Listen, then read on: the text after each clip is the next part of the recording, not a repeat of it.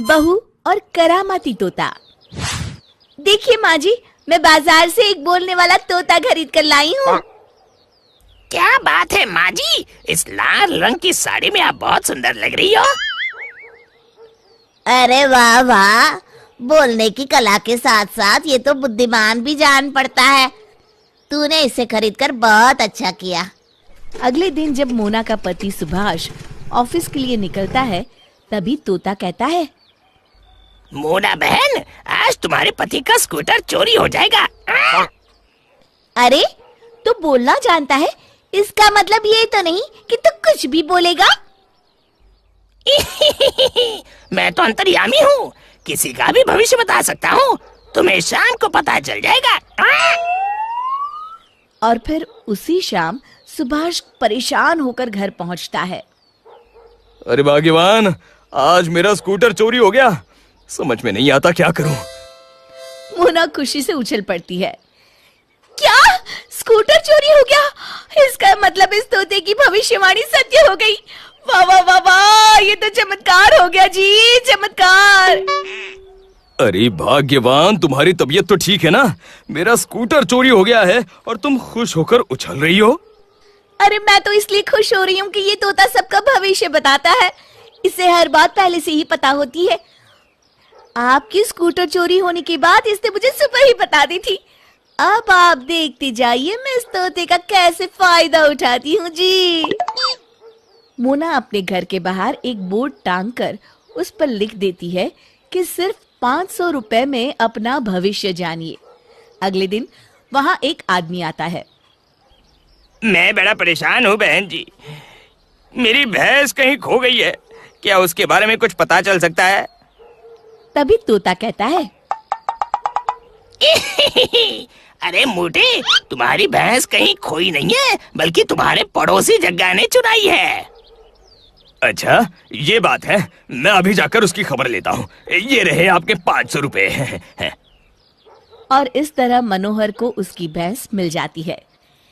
देखते ही देखते चारों तरफ उस तोते की बात फैल जाती है और दूर दूर से लोग अपना भविष्य जानने वहां आने लगते हैं। सारा दिन लोगों की भीड़ लगी रहती थी। वाह बहू, तेरे दिमाग का तो जवाब नहीं। क्या तरकीब लगाई है तूने।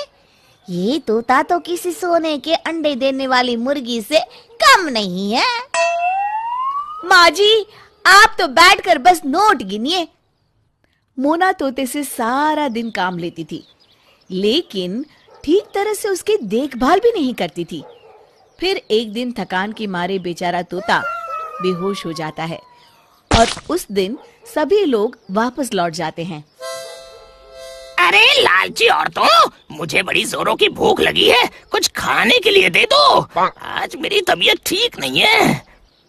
अरे बहू, मैं देख रही हूँ दिन ब दिन इसके नखरे बढ़ते ही जा रहे, बढ़ते ही जा रहे, और ये काम चोर होता जा रहा है। आपने बिल्कुल सही कहा माँ जी, आज इसकी वजह से हमारा बहुत नुकसान हो गया। मेरी बात कान खोलकर सुन ले। आज तेरी सजा ये है कि तुझे दिन में सिर्फ एक वक्त खाना मिलेगा। अरे मर गया रे, मैं कैसी चांडाल औरतों के चंगुल में फंस गया हूँ। इस तरह अधिक से अधिक धन कमाने की लालच में पड़कर मोना दिन रात उस तोते पर अत्याचार करने लगती है। फिर एक दिन, ये दोनों सास बहू एक नंबर की लालची और मतलबी हैं। मुझे इन्हें सबक सिखाना ही पड़ेगा। फिर अगले दिन से वो तोता लोगों को गलत भविष्य बताना शुरू कर देता है। अब इन दोनों की अकल ठिकाने आएंगी। कुछ दिनों के बाद दोनों सास बहू बैठी पैसे गिन रही होती है। तभी, बहू, अब तो हमारे पास बहुत सारे पैसे जमा हो गए हैं। अब हम अपने लिए एक बड़ा घर बनवाएंगे। जी माँ जी, और साथ में मैं अपने लिए महंगी महंगी साड़ी और एक 9 लखा हार भी बनवाऊंगी। तभी उनके घर के सामने बहुत सारे लोग जमा हो जाते हैं और शोर मचाने लगते हैं। क्या हुआ जी? आप सब लोग इस तरह क्यों चिल्ला रहे हैं? अरे भाइयों, ये दोनों सास बहू तो धोखेबाज निकली। हाँ, तुमने सही कहा। उस बोलने वाले तोते के जरिए बड़ी चालाकी से हम सबको बेवकूफ बनाया है इन दोनों ने। अरे, तुम्हारे उस तोते की गलत सलाह की वजह से मेरे घर में आग लग गई।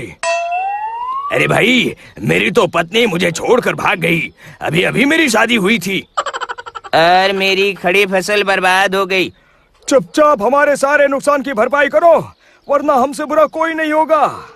तभी मोना का पति सुभाष उन सब से माफी मांगता है और घर में रखे सारे पैसे लोगों में बांट देता है और उस तोते को पिंजरे से आजाद कर देता है। शिक्षा, किसी ने सच कहा है कि लालच बुरी बला है।